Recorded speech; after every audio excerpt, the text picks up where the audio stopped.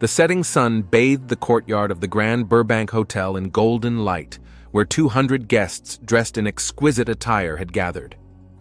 The wedding of Tavana Brooks and Zendaya Whitley was not merely the union of two lovers, it was a fusion of influence, wealth, and ambition.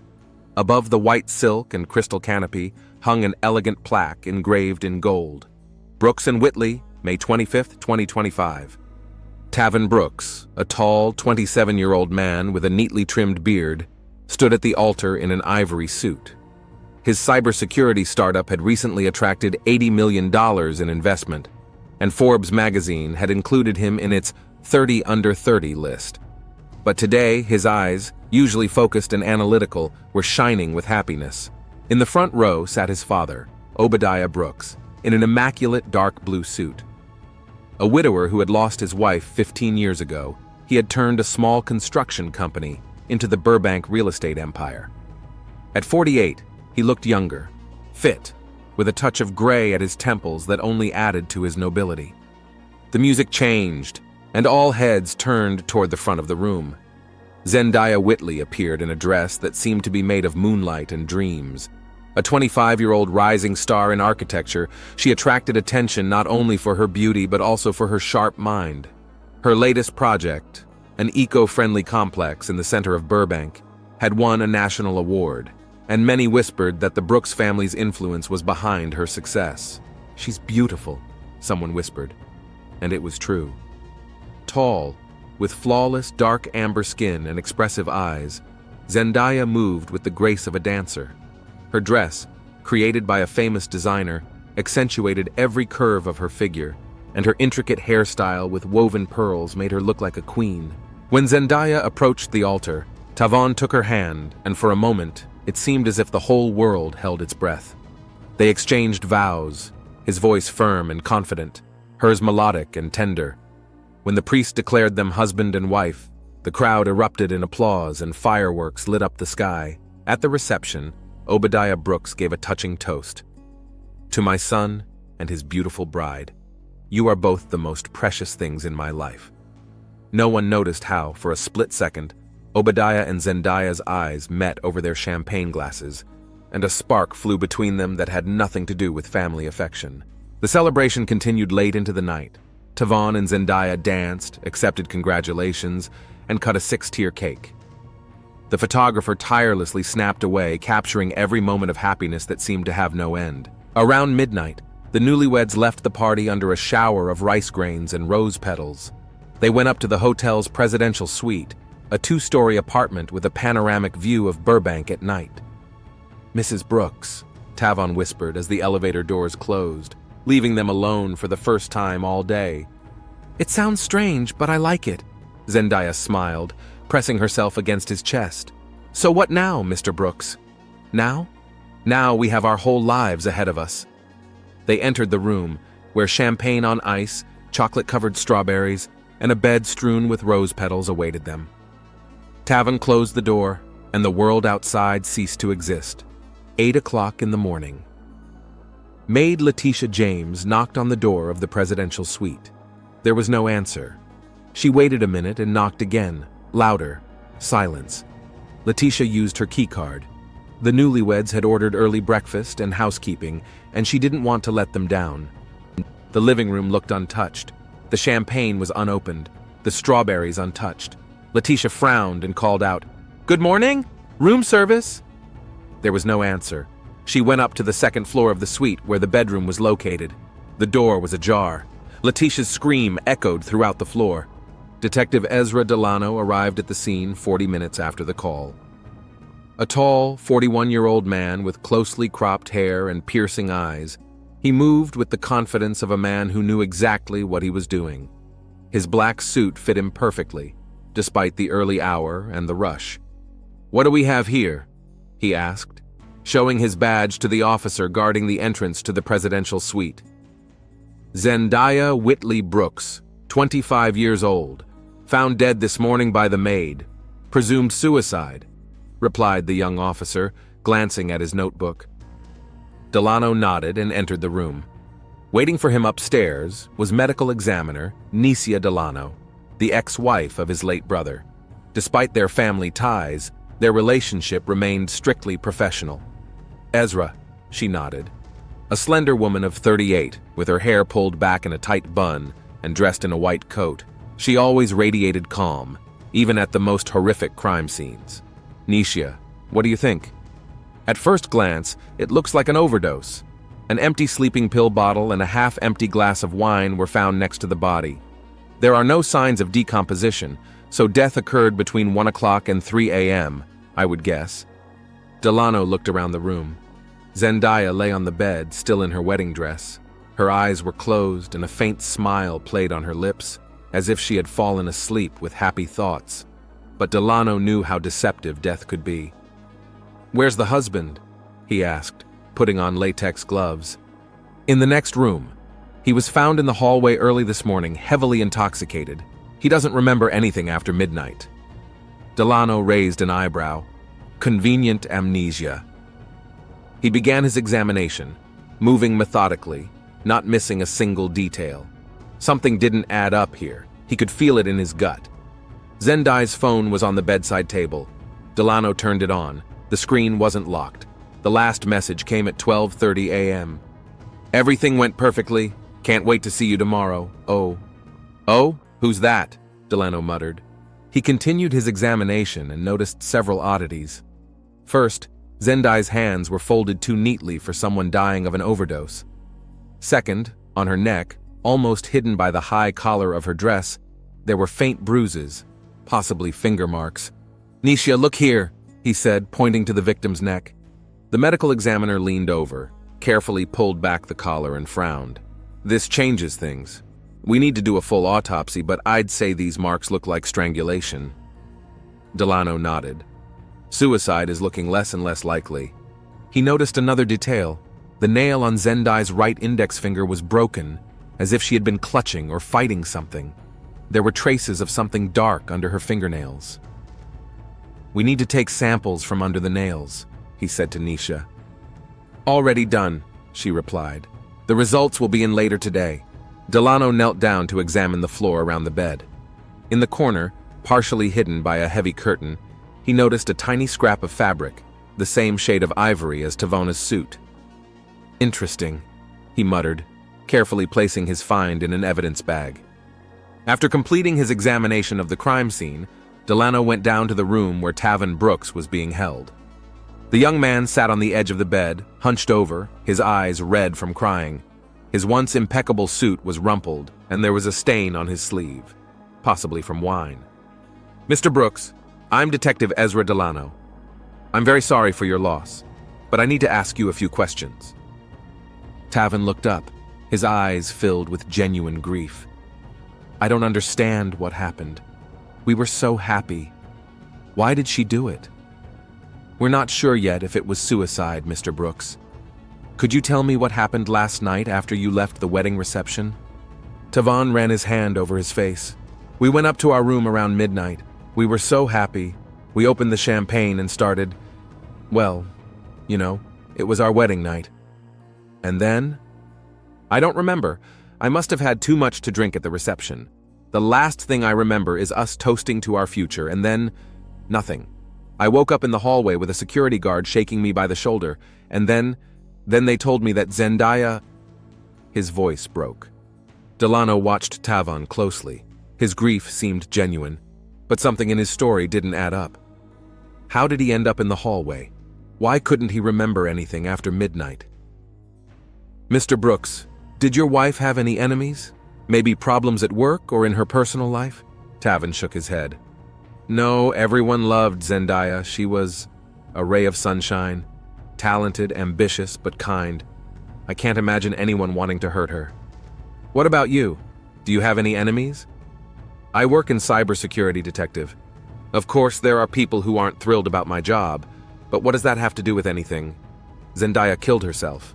Delano noticed how Tavan's tone changed with his last words, as if he were trying to convince not only the detective, but also himself.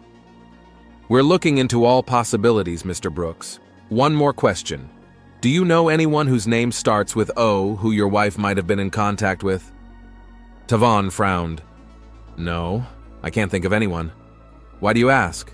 Just checking the details. Thank you for your time, Mr. Brooks. Please don't leave town anytime soon. We may have more questions. As he left the room, Delano bumped into Obadiah Brooks. Tavin's father looked exhausted but dignified. Detective, I'm Obadiah Brooks, Tavana's father. Is there any news? Is he okay? Mr. Brooks, your son is in shock, but he is physically unharmed. We are investigating the circumstances surrounding his wife's death. This is a terrible tragedy. Zendaya was special. I don't understand why she would do such a thing. Delano looked closely at Obadiah. Mr. Brooks, did you know your daughter-in-law well? Something flashed in Obadiah's eyes. Anxiety? Fear? But it quickly disappeared. Of course, Detective. Zendaya worked on projects for my company.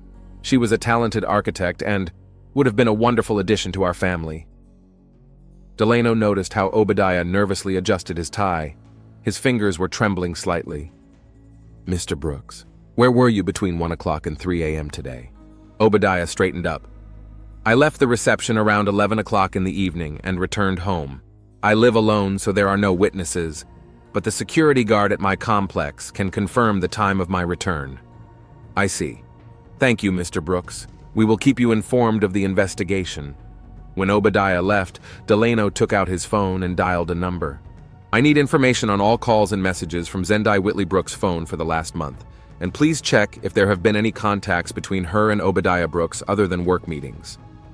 Something told him that the letter O in Zendaya's last message had something to do with Obadiah Brooks. And if that was the case, then the happy wedding might have been hiding much darker secrets than anyone could have imagined. Rain drummed on the roof of the morgue, providing an ominous accompaniment to the coroner's work.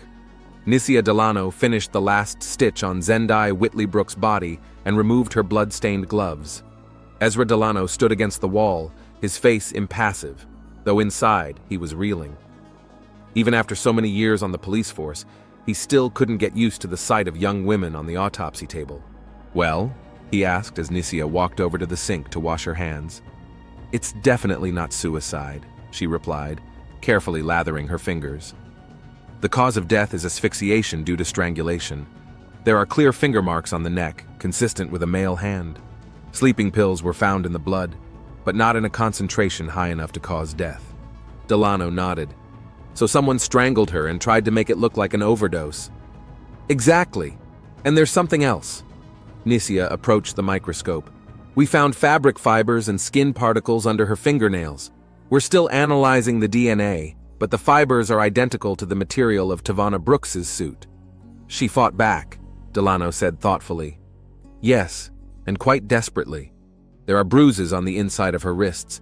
She was held down with her arms pinned to the bed. Judging by the location of the bruises, the attacker was taller and stronger than the victim. The detective looked at Zendaya's body. Even in death, she retained a strange beauty. Time of death? Between 1:30 and 2:15 a.m., no earlier, no later. Any signs of sexual contact? Nicia shook her head. None.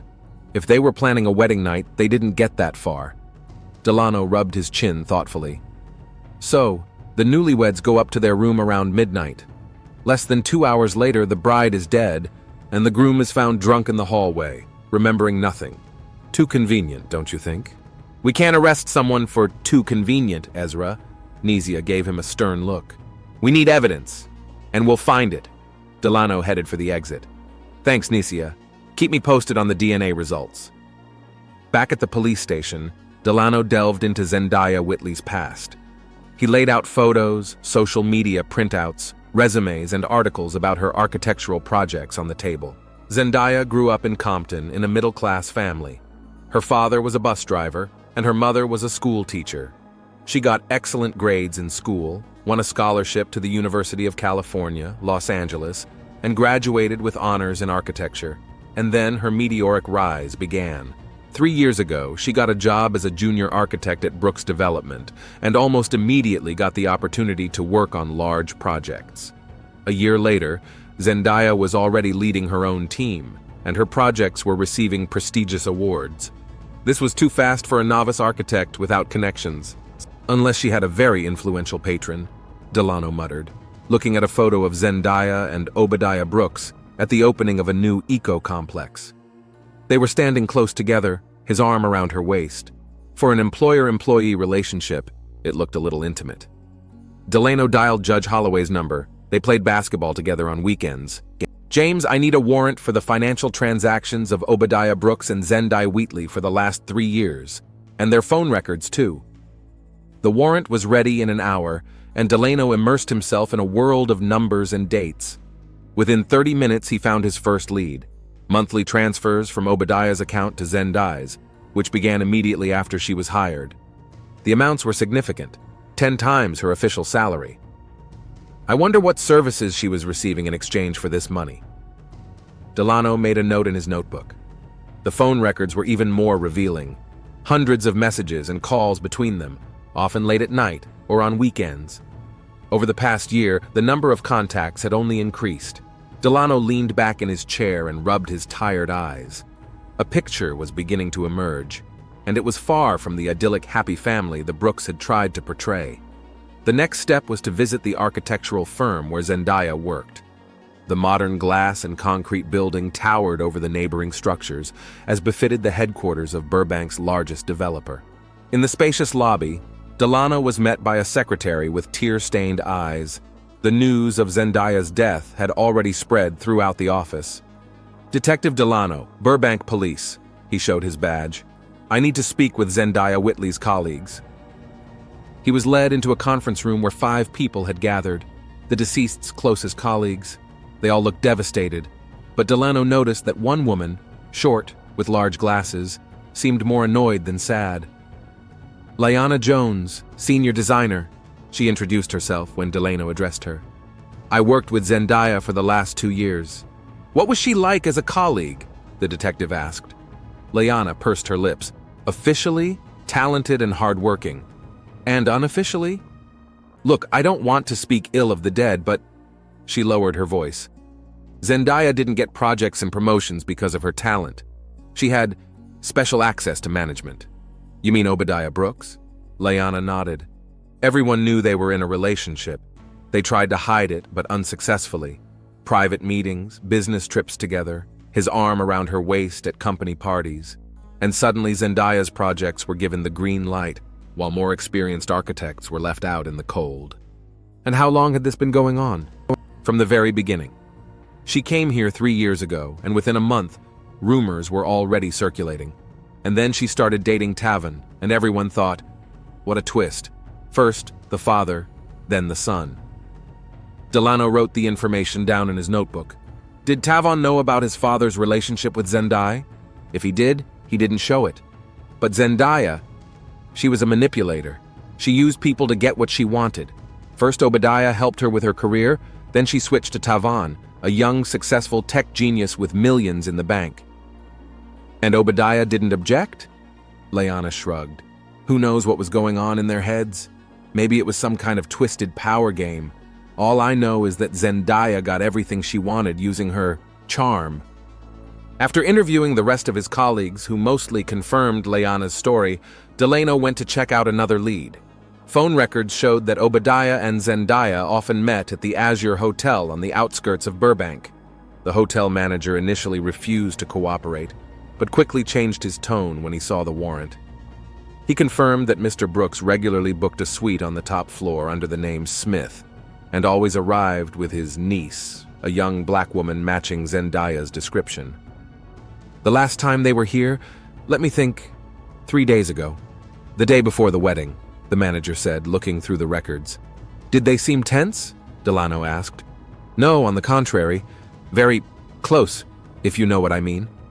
Delano understood. The picture was becoming increasingly grim. Back at the station, he received a message from the tech department. They had managed to recover the deleted messages from Zendaya's phone. Most of them were from Obadiah, who signed off with just the letter O. The content ranged from business discussions to openly intimate confessions. The last message was sent at 12:30 a.m. on the night of the murder. "Everything went perfectly. I can't wait to see you tomorrow. O." Zendaya's reply: "Me too. We need to be careful at first. T doesn't suspect anything." Soon we'll be able to be together openly. I love you, Z. Delano cursed.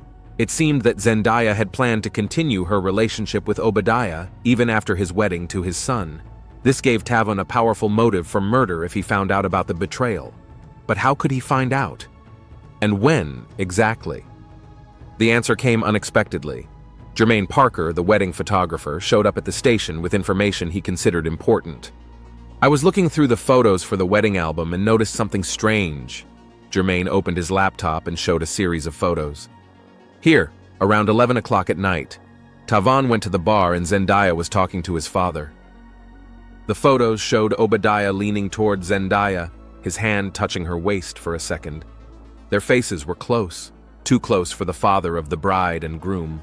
And here, Jermaine opened the next photo. Tavon comes back and sees them. Look at his face. Delano looked closely at the photo. Tavon's expression was complex, a mixture of shock, disbelief, and anger beginning to boil. After that, he and Zendaya walked off toward the garden. I didn't follow them. They asked for some privacy. But when they came back about 15 minutes later, the atmosphere between them had changed. They were smiling and holding hands, but it looked forced, like they were acting. What about Obadiah? He was watching them from a distance. He looked concerned. Delano carefully studied all the photos. In one of them, Tavon was holding Zendaya's phone. Perhaps that was when he saw the messages from her father. Thank you, Mr. Parker. You've been very helpful to the investigation. After the photographer left, Delano called in technicians to check Tavon's phone. The results came back quickly. At 12:25, 5 minutes before Obadiah's last message, Tavon's phone had accessed Zendaya's messenger account. He knew, Delano muttered. He read their messages right before they went up to the room. Now there was one more detail to check. Delano returned to the Grand Burbank Hotel and requested the surveillance camera footage. The video from the first floor showed Tavon and Zendaya entering the elevator around midnight, both smiling and holding hands. But as soon as the doors closed, Tavon's smile disappeared, and his gaze turned icy. A camera in the hallway on the floor of the presidential suite captured Tavon, leaving the room at 2:15 a.m., his suit rumpled and a dark stain visible on his sleeve. He walks unsteadily down the hallway, as if drunk, then leans against the wall and slowly slides to the floor. A security guard finds him 20 minutes later and helps him up. Tavon mumbles something, and the guard takes him to the next room. A classic setup. Delano shakes his head. He's pretending to be really drunk to explain his memory loss. And that dark stain on his sleeve looks like blood, not wine. Back at the station, the detective received the final DNA analysis results. The skin particles under Zendaya's fingernails belonged to Tavon Brooks, as did the fabric fibers. The case was taking shape. Delano gathered the whole team for a discussion. So here's what we have, he said, pointing to the board with the evidence. Zendaya Whitley was in a romantic relationship with Obadiah Brooks for at least 3 years. During that time, she received significant career advancement and financial support. Then she started dating Tavon, Obadiah's son, possibly hoping for even greater benefits or trying to cover up her relationship with his father. Obadiah didn't mind? Asked one of the detectives. Judging by the messages, he was fine with the plan. Maybe they were thinking of getting together officially after Zendaya and Tavon got divorced at some convenient time. And Tavon didn't suspect anything? Not until the wedding. But that evening he noticed something between his father and his bride, then checked her phone and discovered their correspondence. Imagine that, you've just gotten married, and then you find out that your wife and your father, the motive is obvious. But why didn't he confront them right away? Delano thought for a moment. Maybe he wanted to save face in front of the guests, or he was too shocked. In any case, he waited until they were alone and then... He exploded, finished Nisha, who had just entered the room. I brought the final autopsy results. The strangulation occurred in a state of intense emotional arousal. The marks on the neck are deep, with tissue damage characteristic of a fit of rage. Delano nodded. He killed her in a fit of rage, then tried to stage a suicide with sleeping pills and wine. After that, he pretended to be heavily intoxicated to explain his memory loss. Sounds plausible, said Lieutenant Harris, who had been watching the discussion. Enough for an arrest? Almost. We need to check one more detail, Delano replied. That evening, he met with the bartender from the wedding, who confirmed that Tavan had hardly drunk anything, at most 2 glasses of champagne throughout the evening. This completely refuted the story of heavy intoxication. The next morning, Delano received the results of Tavan's blood toxicology test. No signs of severe intoxication, only a small amount of alcohol, equivalent to 1 or 2 glasses of champagne. The picture of the crime was complete. Tavan Brooks, upon learning of his wife and father's betrayal on his wedding day, killed Zendaya in a fit of rage and then attempted to stage a suicide. Delano prepared an arrest warrant, but before doing so, he decided to talk to Obadiah Brooks one more time.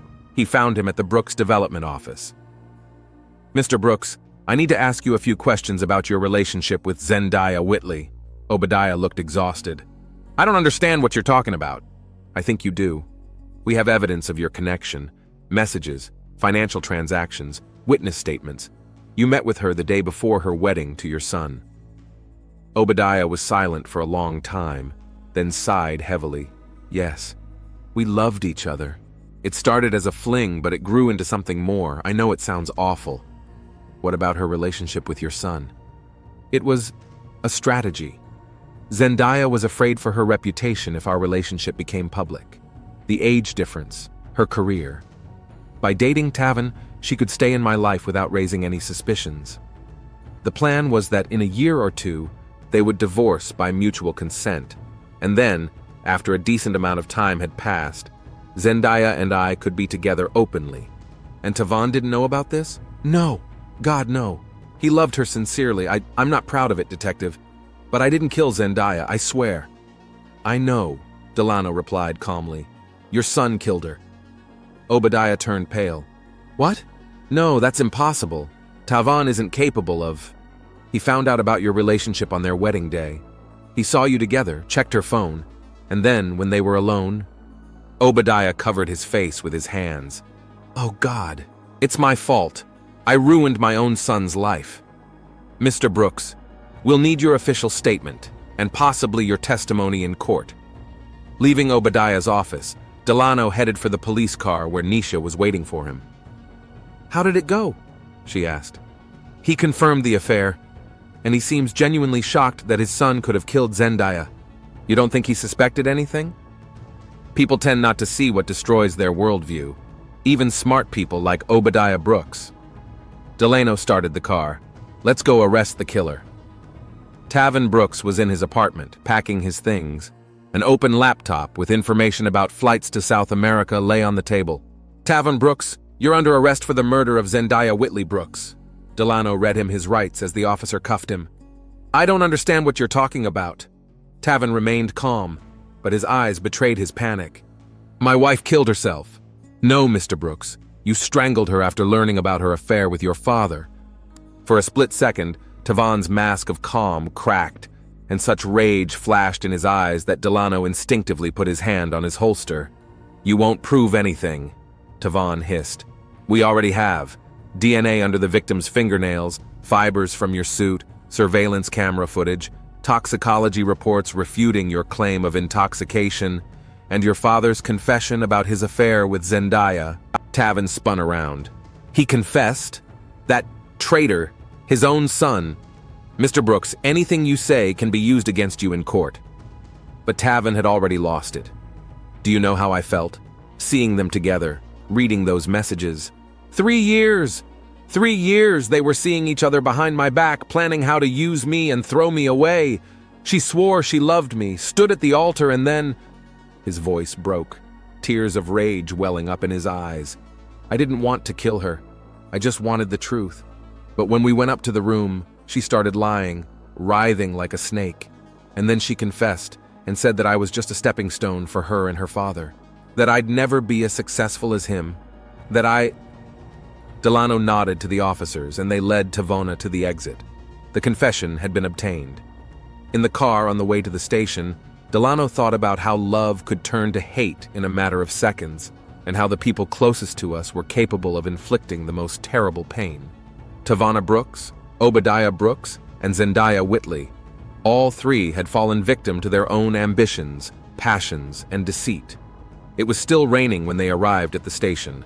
Tavana was taken to a cell, and Delano went to fill out reports. The case was solved, but that didn't make it any easier. The tragedy had destroyed the Brooks family, and no amount of justice could undo what had been done. The bright California sun flooded Obadiah Brooks' office when Ezra Delano walked in. The rays danced on the Crystal Awards for architectural achievement, lined up on a shelf behind a massive mahogany desk. Obadiah sat by the window, gazing at the panorama of Burbank, his silhouette clearly outlined against the dazzling light. "Detective," he turned, and Delano noticed the dark circles under his eyes. "I assume you have new questions."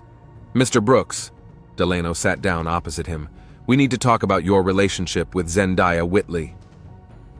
Obadiah was silent for a long time, staring at his hands.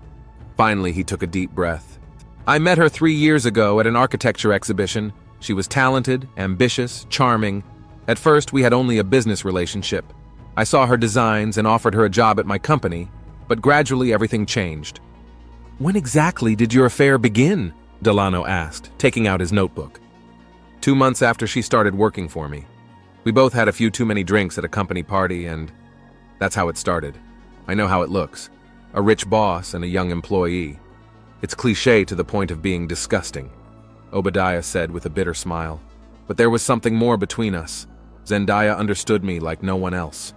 After my wife died, I was alone for 15 years, devoting myself entirely to my business and my son. With her, I felt alive again." "What about her relationship with your son?"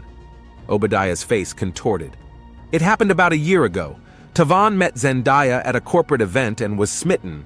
I should have stopped it right from the start, but Zendaya convinced me that it would be safer for us. People were starting to notice our closeness, and if she was dating Tavan, it would have diverted suspicion." "And you agreed?" "I was weak." Obadiah clenched his fists.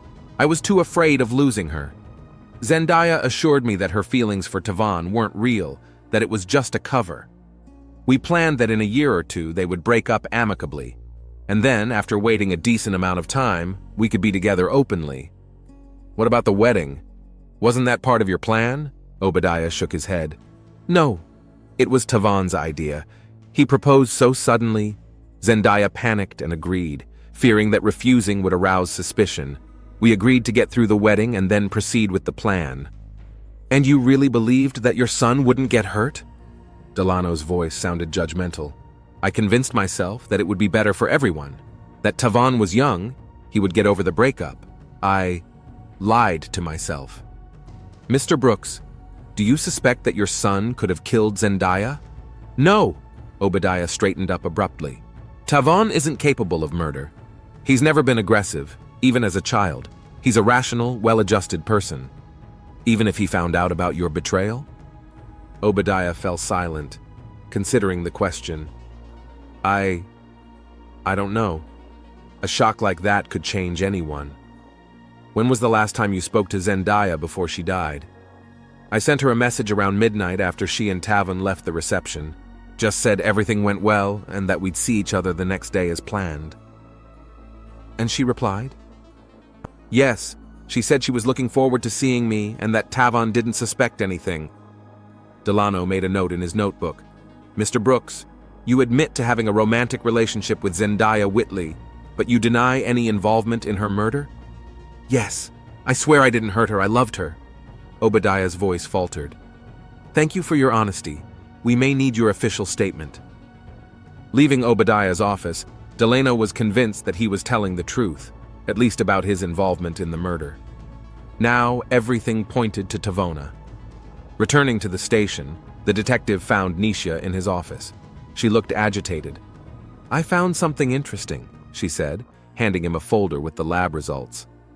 "Under Zendaya's fingernails, we found not just fabric fibers, but a very specific material. Merino wool mixed with silk and a certain type of dye. And what does that mean?" "It's a rare material used only by a few elite tailors. Tavana Brooks' wedding suit was made from this very fabric.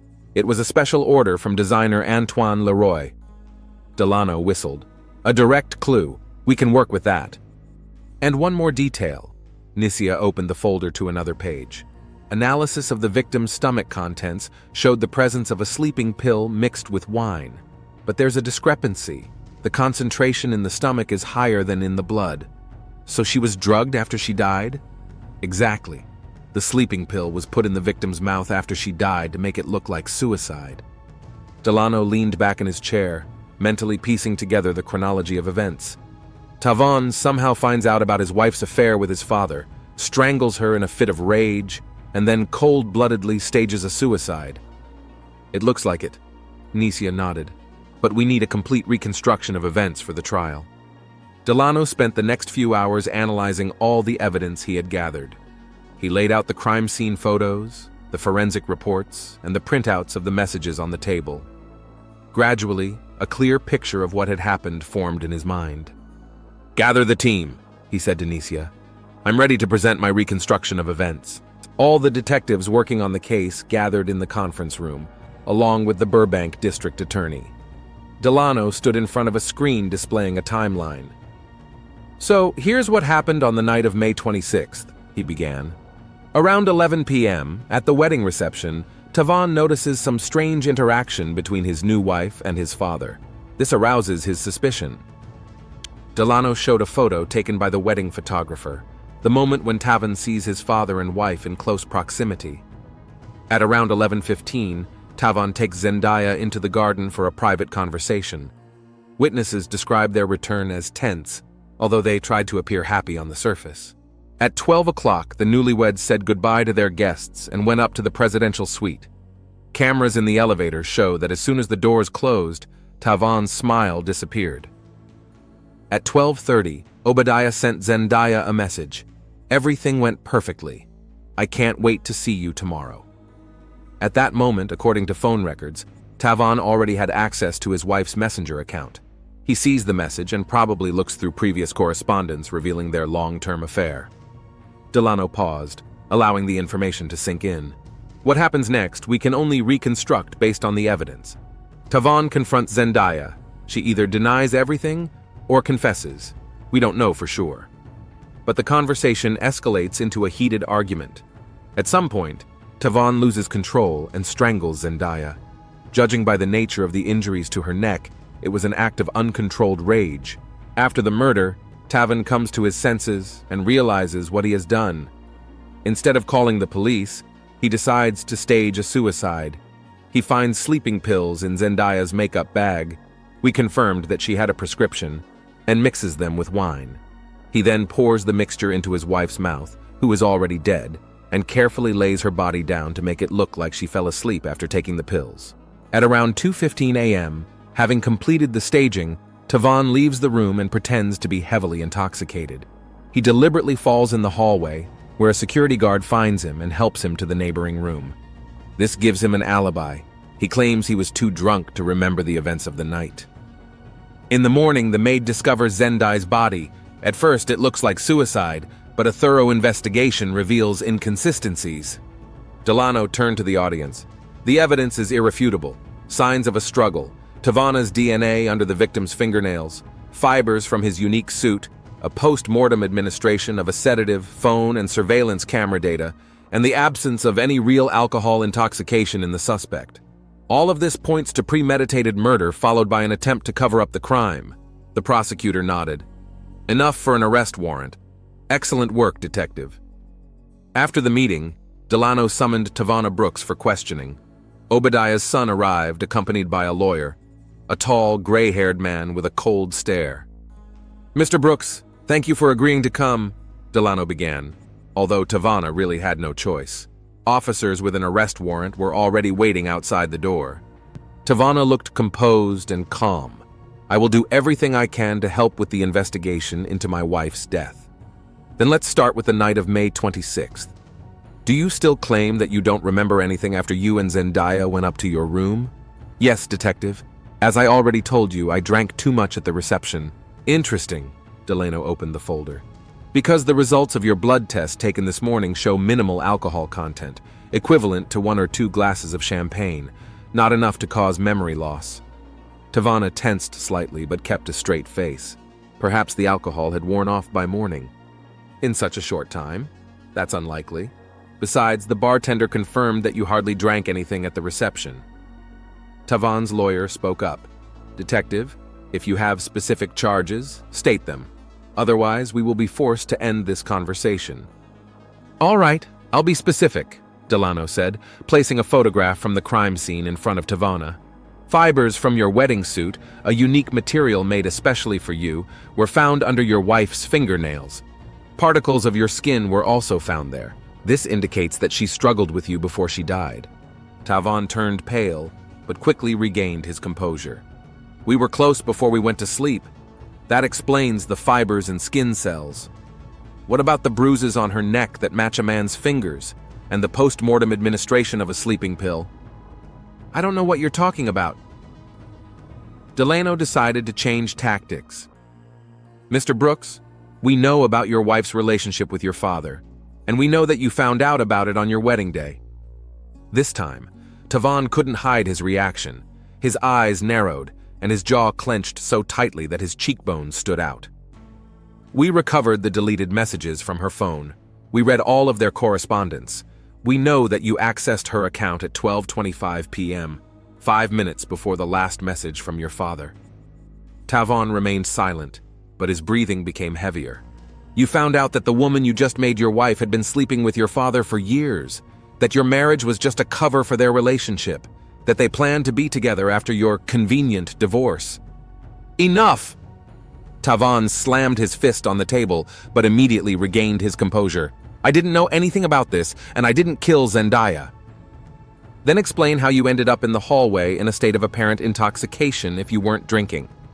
How did the stain on your suit sleeve, which experts identified as Zendaya's blood, get there? How do you explain the fact that the sleeping pill was administered after she was already dead? The lawyer leaned toward Tavan and whispered something in his ear. Tavan nodded slowly. Detective, I will not answer any further questions without my lawyer present. As you wish. Delano slammed the folder shut. Tavan Brooks, you are under arrest for the murder of Zendai Whitley Brooks. He signaled, and 2 officers entered the room with handcuffs. Tavan looked shocked, despite his lawyer's warnings. You can't do this! You have no evidence! We have all the evidence we need, Mr. Brooks. You have the right to remain silent. While Delano was reading Tavan his rights, Nisha suddenly entered the interrogation room with a tablet in her hands. Ezra, sorry to interrupt, but you need to see this, she said, handing him the tablet. The results of the additional analysis. Delano glanced at the screen and his eyebrows shot up. Are you sure? Absolutely. The technical characteristics of the fibers don't match. It's definitely merino wool with silk, but with a different weave and dye composition. Delano turned to Tavan. It looks like we made a mistake. The fibers under the victim's fingernails aren't from your suit. Tavan straightened up. What? They're from another suit made of a similar but not identical material. Delano and Nisha exchanged glances. Who else wore a suit made of similar material at the wedding? The groom's father, Nisha replied quietly. Obadiah Brooks ordered a suit from the same designer but from a different batch of fabric. All eyes turned to Tavan, who looked completely stunned. My father? But why? At that moment, the interrogation room door opened again, and a breathless officer entered. Detective Delano, we checked the hotel cameras an hour before the newlyweds arrived at the room. You have to see this. He pointed to a recording from a surveillance camera on his tablet. It clearly showed a man in a uniform entering the presidential suite about 40 minutes before Tavan and Zendai arrived. Despite the cap pulled down over his eyes, his face was visible when the recording was slowed down. Obadiah Brooks, Delano breathed. Tavan jumped up. My father, but why? To eliminate a rival, said Nisha. We checked Zendai's calls for the last month. She regularly spoke with a lawyer specializing in prenuptial agreements. And Delano felt they were on the verge of a breakthrough. A week before the wedding, Zendaya made changes to the prenuptial agreement. In the event of a divorce, she would receive 20% of Brooks' development, and in the event of Tavan's death, 45%. God, Tavan whispered. She was planning to get rid of me. Not exactly, Nisha shook her head. Judging by her internet searches, which we recovered, she was planning to get rid of your father. Searches about business inheritance, the rights of the widow of the main shareholder. It looks like Zendaya was playing a double game. She used Obadiah to advance her career, then switched to you as a more promising partner. And Obadiah found out, Delano continued. He realized she had betrayed him, that their whole plan was a lie, and he decided to get revenge while framing his own son. Delano turned to the officers. Arrest Obadiah Brooks immediately on suspicion of murdering Zendaya Whitley Brooks. An hour later, Obadiah was brought to the station. He looked broken but maintained his dignity. When he saw his son in the interrogation room, he turned pale. Tavon, son, don't you dare call me son! Tavon lunged toward him but was stopped by the officers. You slept with my wife, then killed her and framed me. Your own son, Mr. Brooks. Delano intervened, addressing Obadiah. We have surveillance footage showing you entering the presidential suite before the newlyweds arrived. We found fibers from your suit under the victim's fingernails. We know about the changes to the prenuptial agreement and Zendaya's plans. The game is over. Obadiah stared at the floor for a long moment, then slowly raised his eyes. I loved her. I truly loved her. When I found out she was using me, that she was planning to take my company, that she was cheating on me with my own son, you killed her, Tavon finished. Yes, Obadiah replied simply. I came to talk, to beg her to change her mind. But she just laughed. She said I was old, that you were the future of the company, that she had always preferred you, and I was just a stepping stone. His voice broke. I didn't plan to kill her. I just wanted to shut her up. And then it was too late. I panicked. I slipped sleeping pills into the champagne so you wouldn't suspect anything. I staged a suicide. You ruined everything. Tavon looked at his father with eyes full of hatred and pain. My life, your life, the company, everything. Obadiah nodded. I know, and I'll pay for it. Delano signaled to the officers, take him away and remove the handcuffs from Mr. Brooks Jr. He's free. As Obadiah was led away, he turned back one last time. I'm sorry, son. I don't deserve forgiveness, but I'm sorry. Tavon turned away, unable to look at his father. Later that evening, Delano stood on the balcony of his apartment, watching the sunset over Burbank. Necia joined him, handing him a glass of whiskey. That was tough, she said. Yeah, Delano took a sip. 3 people bound by love, betrayal, and lies. And now one life is over, and the other 2 are ruined. Do you think Tavon will ever forgive his father? I don't know. Such betrayal is hard to forgive, but time heals even the deepest wounds. They stood silently, watching the sun sink below the horizon, painting the sky in bright orange and purple hues. Somewhere down there, people were falling in love, making promises, building plans. And Delano knew that some of those promises would be broken, some plans would turn into nightmares, and love would sometimes turn to hate in a matter of seconds. Such was the nature of human relationships, beautiful and terrible at the same time. And his job as a detective was to sort out the consequences when those relationships led to tragedy. The sun had finally set, and the first stars appeared in the darkening sky, like tiny diamonds on black velvet. Life went on, despite broken hearts and ruined lives. Tomorrow the sun would rise again, bringing a new day and new challenges,